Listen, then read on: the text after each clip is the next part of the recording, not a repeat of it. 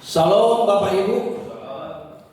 Selamat pagi bagi kita semua yang ada di rumah, yang mengikuti ibadah online pagi hari ini dan juga yang ada di studio ini.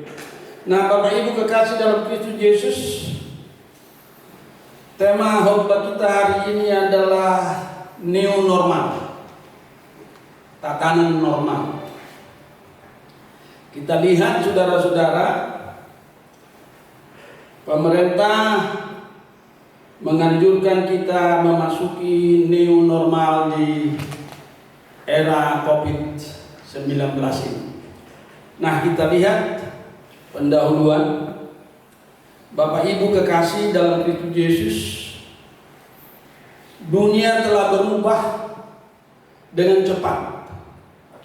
Normalnya perubahan dunia yang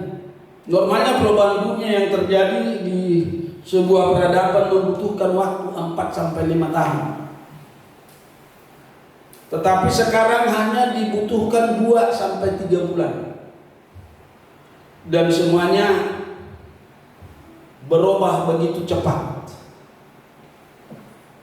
New normal. Apa yang dimaksud dengan new normal oleh pemerintah Republik Indonesia? Nanti di akhir khotbah ini kita akan jelaskan sesederhana mungkin arti daripada new normal itu. My bro and sis in Jesus Christ. Lihat sekarang. Transportasi online, kerja online, sekolah online, dan yang menjadi perhatian khusus dari kita orang percaya, perhatian khusus dari kita gereja Tuhan, ya, ibadah online. Sudah 3 bulan kita, saudara-saudara, melakukan ibadah online. Pandemi COVID-19 telah mengubah gaya hidup dan cara hidup umat manusia. Virus corona mengubah gaya hidup dan cara hidup dunia ini. Siapa yang pernah menduga sebelumnya, Bapak Ibu kekasih dalam Kristus Yesus, jika COVID-19 yang sangat kecil dan tidak dapat dideteksi oleh mata mengubah kebiasaan gaya hidup umat manusia? Siapa yang pernah meramalkan itu, saudara kekasih dalam Kristus Yesus? Mengenai perubahan COVID-19 telah mengakibatkan siapa saja di seluruh dunia sangat susah dan bahkan takut, terutama mereka yang berpendidikan menengah dan berpendidikan tinggi, saudara kekasih dalam Kristus Yesus. Akan banyak perubahan yang bakal terjadi. Kita akan hidup dalam situasi yang baru, new normal life. Kedepan kita akan dipaksa berubah dalam gaya hidup dan cara hidup. Contohnya, saat ini untuk masuk gedung gereja, kita harus mengikuti protokol kesehatan. Untuk masuk beribadah harus cuci tangan dengan air mengalir lebih kurang 25 detik. Harus pakai hand sanitizer, pakai masker saat puji-pujian, menyembah dan beribadah. Selama beribadah pakai masker, saudara kekasih dalam Kristus Yesus. Tidak ada salaman, tidak ada peluk cium, tidak boleh bersentuhan. Itu yang terjadi sekarang, Bapak Ibu kekasih dalam Kristus Yesus. Physical distancing, social distancing, tidak boleh ada anak-anak, tidak ada usia lansia. Jadi saya sudah usia lansia 60 ke atas, nanti saya tidak bisa lagi masuk ibadah. Jadi semua didominasi oleh generasi milenial. Pak Salim tidak bisa lagi masuk ibadah, sudah masuk lansia, 60 tahun ke atas. Sudah 60 tahun Pak Salim? Oh belum, masih bisa. Kalau Pak Gembala tidak bisa lagi. Halo? Pak Gembala tidak bisa lagi masuk ibadah. Siapa yang memimpin ibadah? 2 perkara.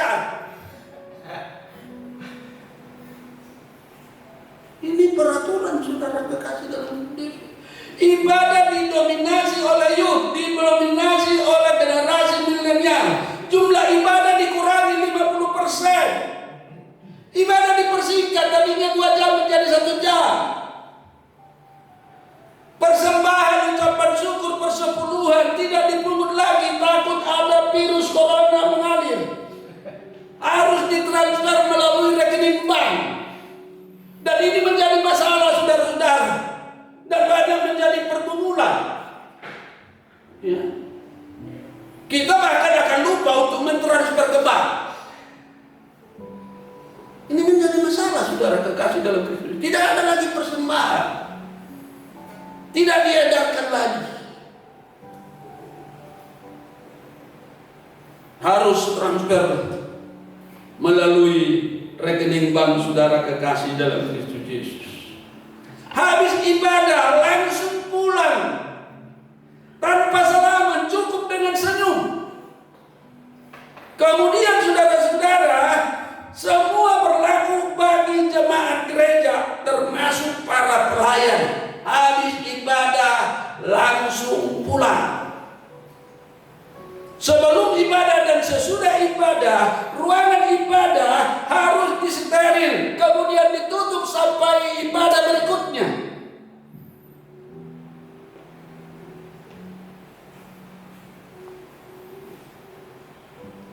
Saudara kekasih dalam Kristus Yesus, perubahan ini berlaku di seluruh dimensi kehidupan. Di rumah berlaku, di kantor berlaku, di pasar tradisional berlaku, di mal-mal berlaku, di ruang publik berlaku. Kesemuanya itu, semua gaya hidup harus dijalankan dengan disiplin yang ketat. Karena sedikit kita, yaitu lengah saudara kekasih dalam Kristus Yesus, kita akan menjadi korban berikutnya. Dan kemudian kita akan menjadi komunitas atau kelas terbaru saudara-saudara, dilarang untuk beribadah. Kalau kita sudah menjadi korban daripada virus corona itu, Bapak Ibu kekasih dalam Kristus Yesus. Nah, my bro and sis, suka atau tidak suka, siapkan dirimu untuk suatu perubahan yang kemungkinan besar kita tidak sukai, karena tidak sesuai dengan habitat dasar manusia yang adalah makhluk sosial, homo socios, makhluk sosial, bertentangan dengan kebiasaan kita. Inilah yang dimaksud Bapak Joko Widodo, Jokowi, Presiden RI. Kita masuk era new normal. Apa itu new normal? New normal adalah tatanan baru, normal yang baru.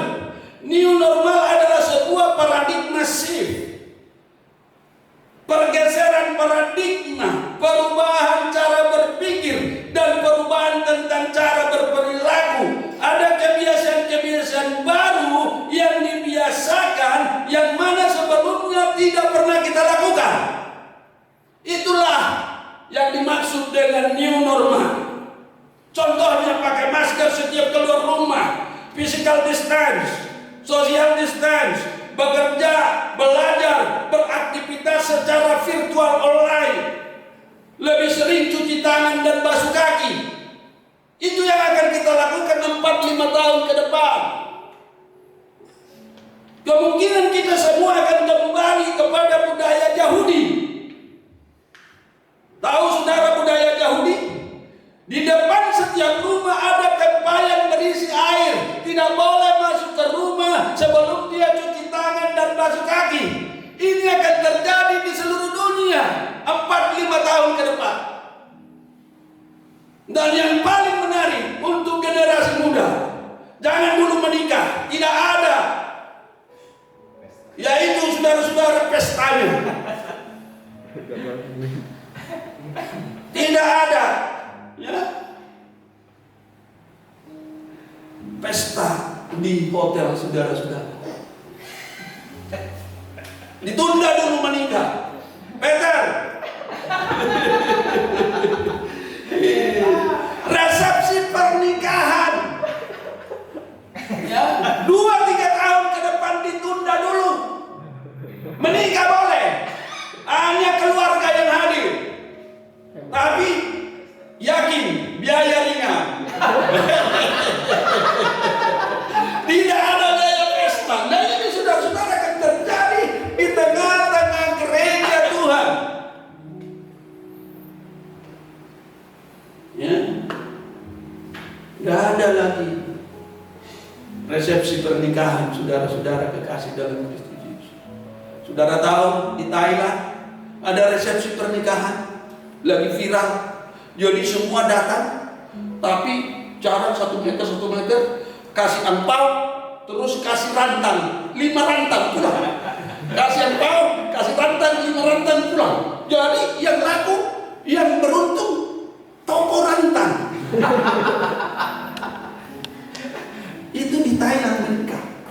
Tapi untungnya sekarang kita menikah hanya keluarga, jadi biaya diri. Ada haleluya. Amin. Tapi 5 tahun. Iya. Kita lanjut. My bro and sis, suka atau tidak suka, siapkan dirimu untuk suatu perubahan yang kemungkinan besar tidak Anda sukai. Ya. Nah, saudara kekasih dalam Kristus Yesus, Presiden Jokowi serukan kita harus berdamai dengan COVID-19. Apa artinya saudara kekasih dalam Kristus Yesus? Ini saya catat. Sementara vaksin virus COVID-19 belum ditemukan, kita harus terus beraktivitas dengan protokol kesehatan yang disiplin. New normal, tatanan baru atau kenormalan yang baru, anjuran dari pemerintah untuk kita agar beraktivitas supaya tatanan ekonomi dan sosial tidak runtuh, tidak kolaps.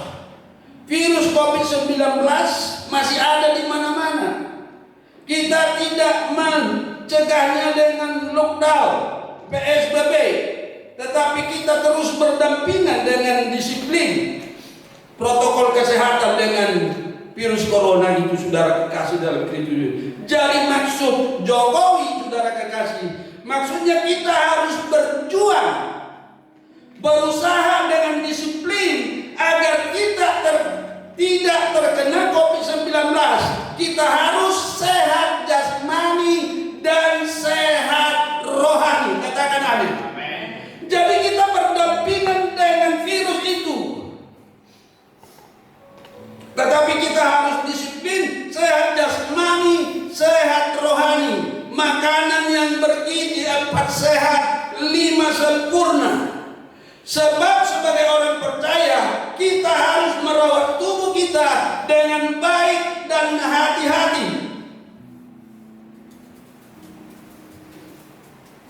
Kita harus memperhatikan, saudara kekasih, yaitu kesehatan kita, ya.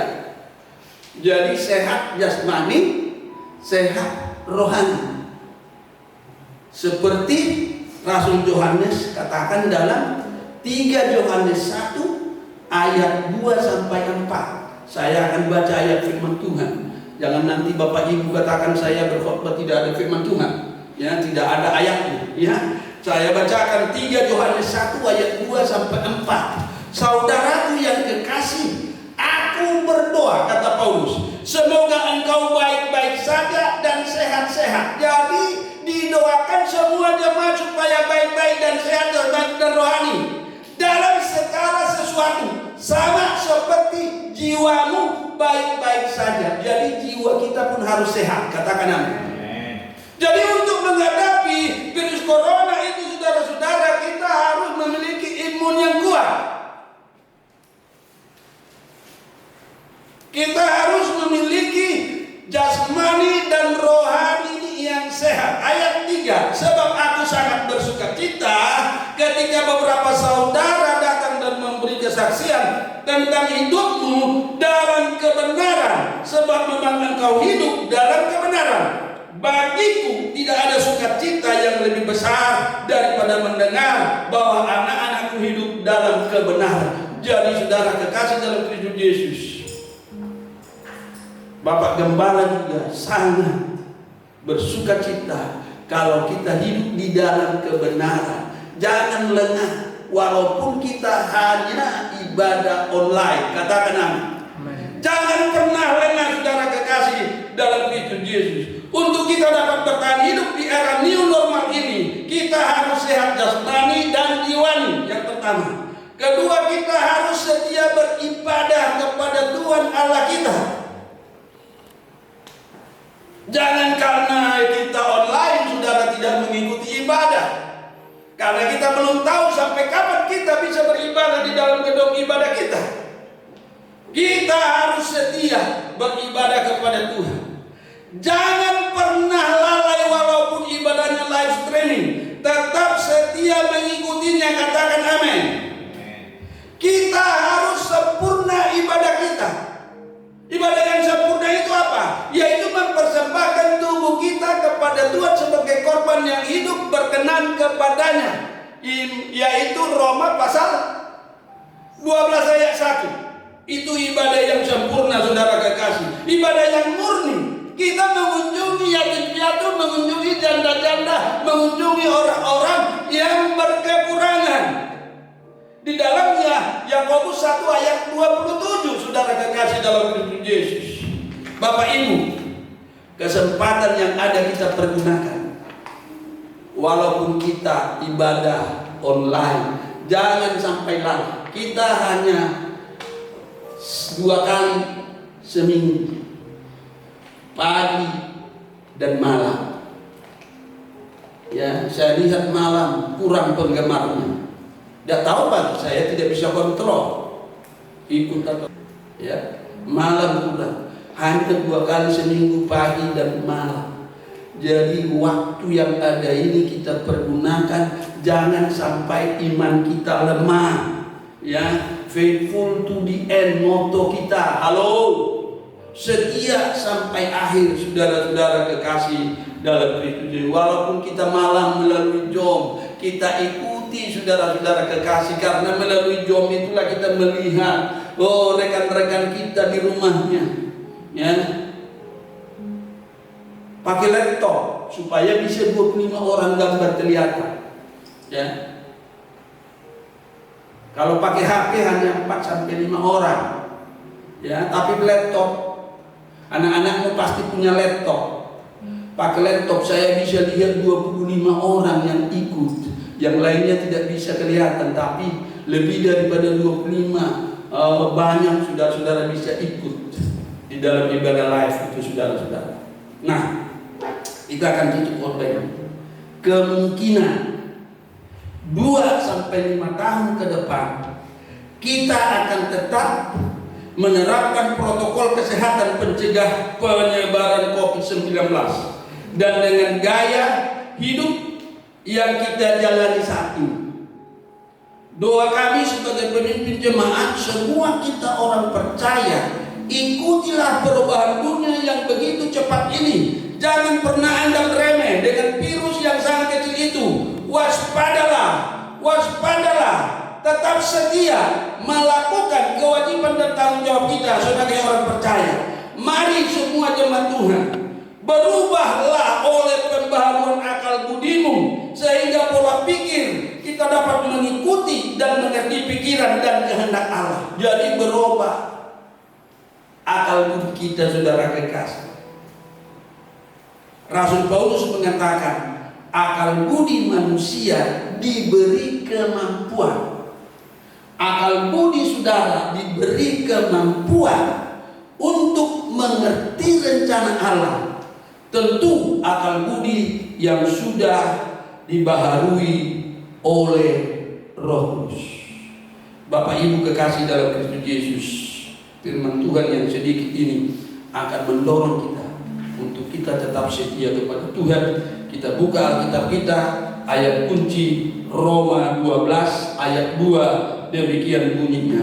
Janganlah kamu menjadi serupa dengan dunia ini, tetapi berubahlah oleh pembaharuan budimu, sehingga kamu dapat membedakan manakah kehendak Allah, apa yang baik, yang berkenan kepada Allah, dan yang sempurna. Bapak Ibu kekasih dalam Kristus Yesus, Alkitab berkata, akal budi kita dapat, yaitu mengerti rencana dan kehendak Allah. Amin. Kita berdoa. Terima kasih Bapak yang baik. Renungan singkat di ibadah kami online bagi hari ini, biarlah memotivasi kami untuk kami tetap setia setia sampai akhir, melayani Tuhan di situasi kondisi yang begitu cepat berubah saat ini. New normal akan kami hadapi, akan kami ikuti, akan kami jalani dengan baik Tuhan. Jauhkan kami dari segala gangguan-gangguan penyakit. Terima kasih, terpujilah Tuhan kekal selama-lamanya. Jemaatmu yang ada di rumah, yang ada di studio, semua dimanapun yang mereka mengikuti ibadah live ini, Tuhan memberkati. Dalam nama Tuhan Yesus kami sudah berdoa dan mengucap syukur. Haleluya. Amin. Salam. Saya kembalikan kepada